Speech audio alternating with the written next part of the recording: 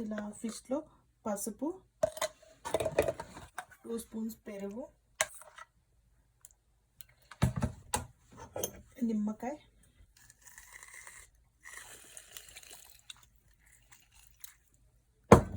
కొంచెం వాటర్ పోసుకొని ఇలా 2-3 టైమ్స్ ఫిష్ కడుక్కోవాలి. ఇలా కడుక్కోవడం వల్ల ఫిష్లో ఉన్న స్మెల్ అంతా పోతుంది.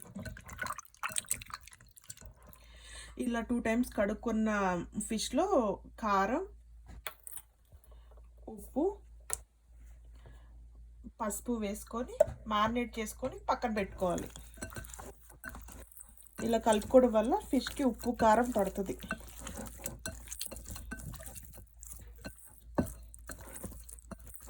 ఇలా కలుపుకొని ఒక 10 నిమిషాల వరకు పక్కన పెట్టేసుకోవాలి. ఆ ఆయిల్ వేడైన తర్వాత కరివేపాకు, ఇలా కట్ చేసుకున్న ఆనియన్స్ వేసుకొని ఫ్రై చేసుకోవాలి.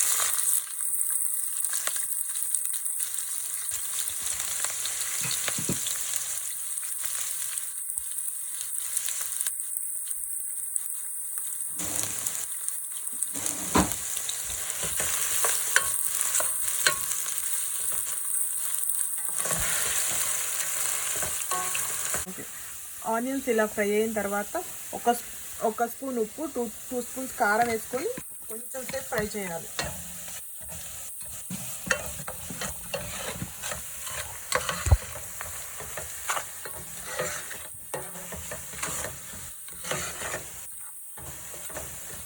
కొంచెం ఆయిల్లో ఫ్రై అయిన తర్వాత ఇలా మ్యారినేట్ చేసుకుని ఫిష్ వేసుకొని ఫ్రై చేసుకోవాలి 1 మినిట్ జస్ట్.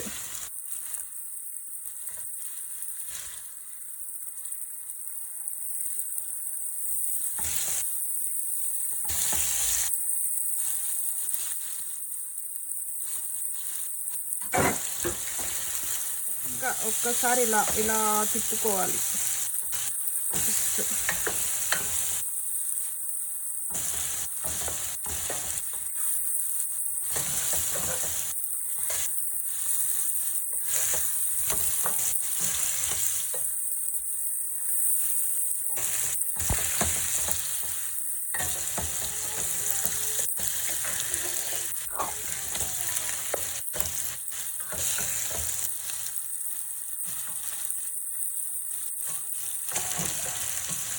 ఒక నిమ్మకాయంత చింతపండుని వాటర్ పోసుకొని ఇలా గుజ్జులాగా చేసుకొని ఇందులో పోసుకోవాలి.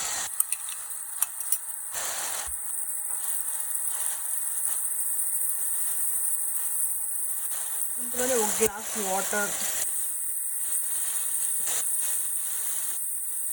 వాటర్ పోసుకొని ఉడికించుకోవాలి. ఇంకా ఫిష్ని గంటతో తిప్పకూడదు అసలు. జస్ట్ ఇలా తిప్పడం తప్పితే అసలు కదిలించకూడదు ఫిష్ని.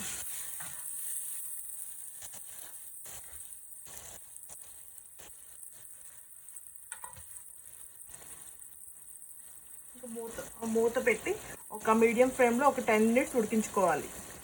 మధ్యలో ఇలా కలుపుకుంటూ ఉడికించుకోవాలి. ముక్కకి అన్నిటికీ కరెక్ట్గా పడుతుంది ఇలా కదిలిస్తే. మళ్ళీ మూత పెట్టి ఉడికించుకోవాలి. 2 స్పూన్స్ జీలకర్రలో 5-6 వెల్లుల్లి వేసుకొని దంచుకోవాలి.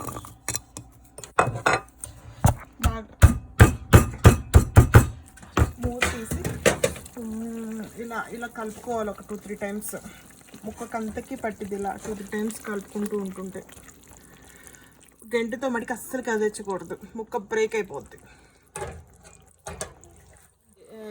వెల్లుల్లి జీలకర్ర ఇందులో వేసుకోవాలి.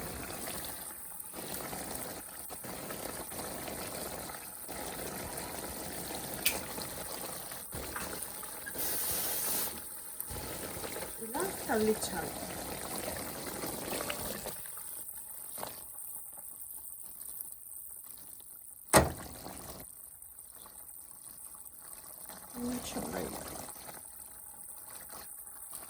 కొంచెం జాగ్రత్తగా కదిలించాలి, అది ముక్క బ్రేక్ అయిపోతుంది.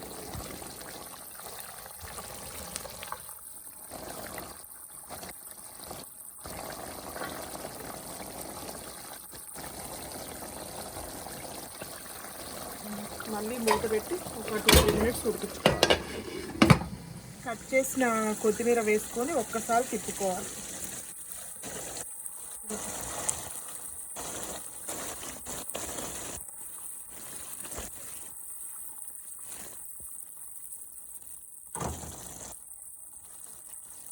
1 మినిట్ మూత పెట్టి ఉడికించుకోవాలి.